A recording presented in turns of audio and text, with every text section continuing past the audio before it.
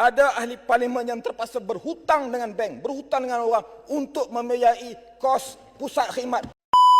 Ketika pembangkang menyalak mahukan peruntukan, terbongkar pula gajah hidup kayangan seorang ahli Parlimen Perikatan Nasional PN. Harga basikal yang digunakan wakil rakyat berkenaan rupanya lebih mahal daripada perodua Aksiai yang dikenali sebagai Aksia Rahmah. Pencarian warganet mendapati basikal berprestasi tinggi yang direka khas untuk perlumbaan dan kayuhan berkelajuan tinggi itu mencecah hampir RM36,000. Angka itu jauh lebih mahal apabila dibandingkan dengan kereta Aksia Rahmah yang ditawarkan pada harga RM22,000 tanpa insurans. Semakan mendapati basikal kayangan itu merupakan antara basikal pilihan bagi pelumba profesional. Warganet turut menyiasat harga kasut sukan berwarna putih yang dipakai ahli politik berkenaan semasa menunggang basikal puluhan ribu ringgit itu. Kasut yang direka khas untuk pelumba basikal profesional dan kompetitif dengan kayuhan jarak jauh dan berintensiti tinggi itu berharga RM1,075 di pasaran.